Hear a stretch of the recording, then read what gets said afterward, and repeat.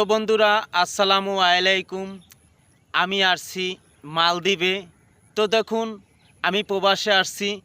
তো প্রবাস মানে তো যন্ত্রণা, একথার সবাই জানে।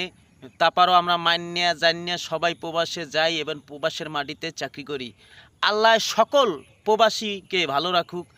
যে যেখানে আদরের ছেলে মেয়ে রেখে, মা বাপ রেখে যারা প্রবাস করছেন, প্রত্যেক প্রবাসীর জন্য আমার তরফ থেকে আমি দোয়া করি।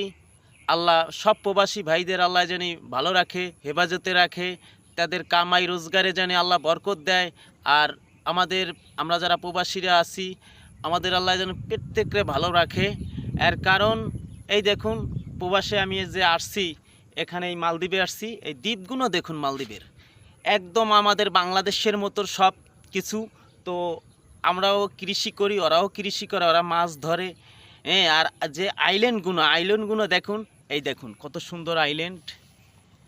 মালদ্বীপ আসলে দেখতে অনেক সুন্দর, রাষ্ট্রটা ছোট হইলেও একেবারে দেখতে খারাপ না। এই দেখুন, আমাদের বাংলাদেশে যেরকম পাট চাষ করে, ওখানে ওই পাট আছে, ওই যে পাট দেখুন, এই যে ওদের কৃষি জমিটা দেখুন।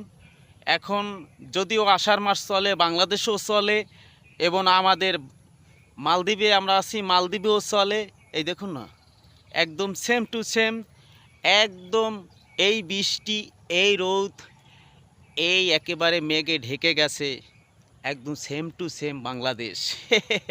তো ভাই, এই মালদ্বীপের ভিডিও আমি আপনাদের মাঝে আপলোড করব ইনশাআল্লাহ। যার যার কাছে ইনশাআল্লাহ ভালো লাগবে তারা কমেন্টে জানাবেন। ইনশাআল্লাহ ভালো মন্দ কমেন্টে জানাবেন।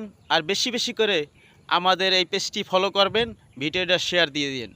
ভালো থাকুন, আল্লাহ হাফেজ।